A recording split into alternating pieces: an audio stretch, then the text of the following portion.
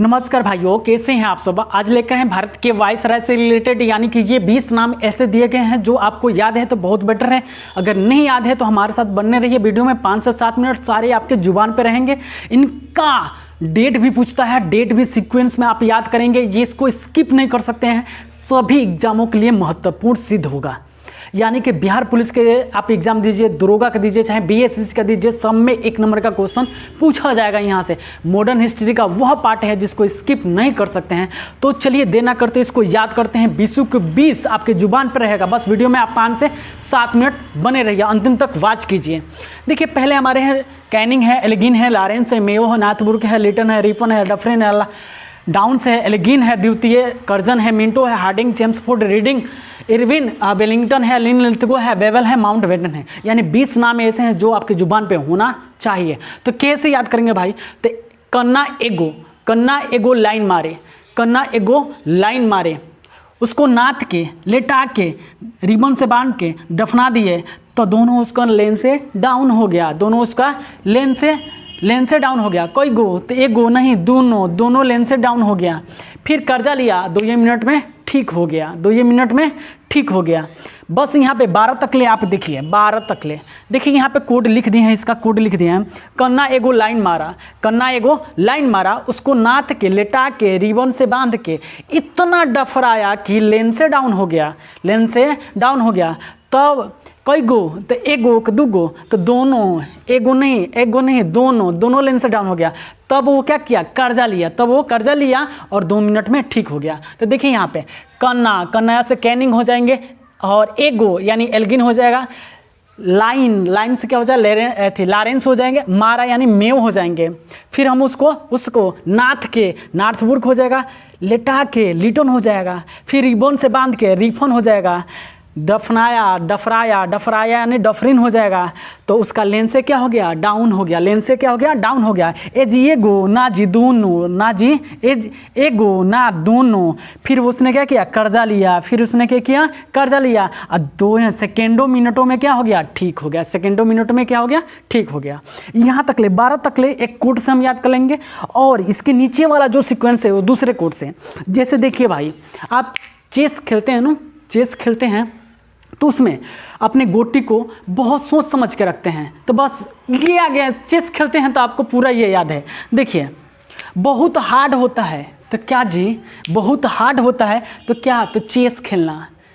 क्यों हार्ड होता है चेस खेलना? क्योंकि वहाँ पे रीड के चलना पड़ता है, ध्यान से चलना पड़ता है। अगर ध्यान से नहीं चलेंगे तो क्या होगा? हमारा गोटियाँ मारा जाएगा, हम हार जाएंगे।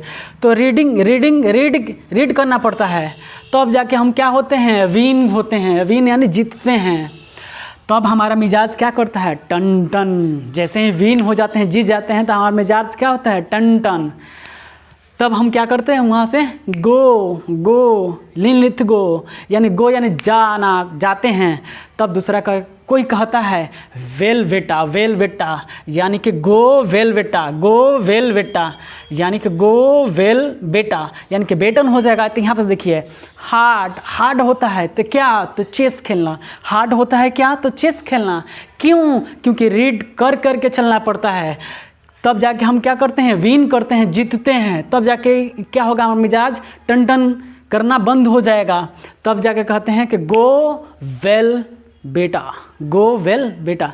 ये आपका पूरा सीक्वेंस। अब आते हैं भाई, देखिए डेट पूछता है आपको, इधर डेट नहीं पूछता है, लेकिन कर्जन से आपको सीक्वेंस में डेट याद होना चाहिए।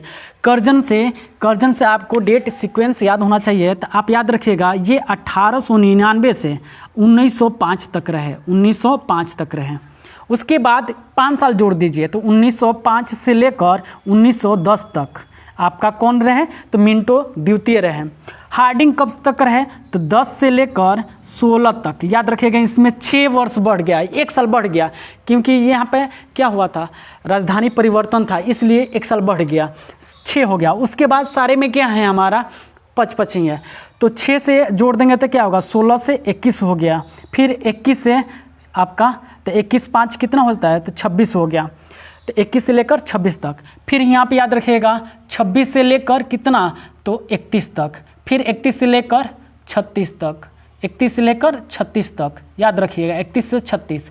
फिर यहाँ पे याद रखिएगा, यहाँ पे एक चीज़ याद रखिएगा 1936 से लेकर 1944 तक, याद रखिएगा भैया ये 1944 तक रहे, क्योंकि द्वितीय विश्व युद्ध में टाइम क्या हो गया, पीरियड खिंचा गया।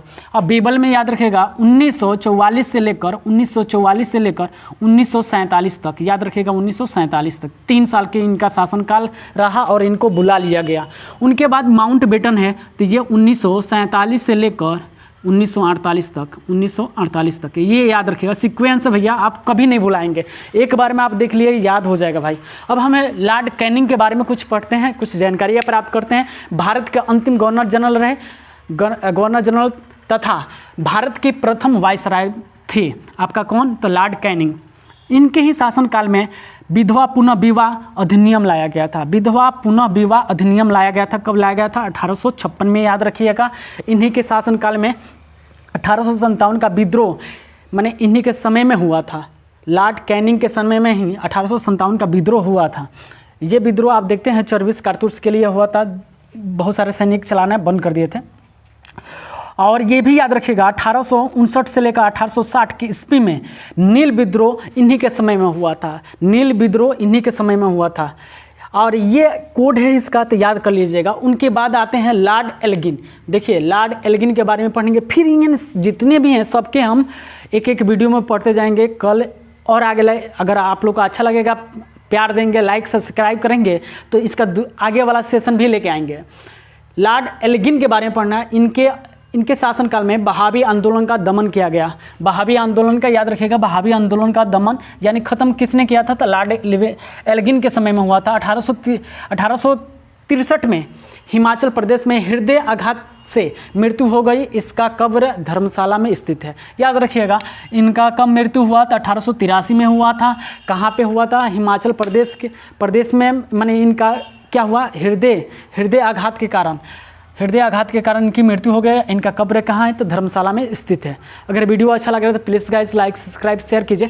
Thanks for watching.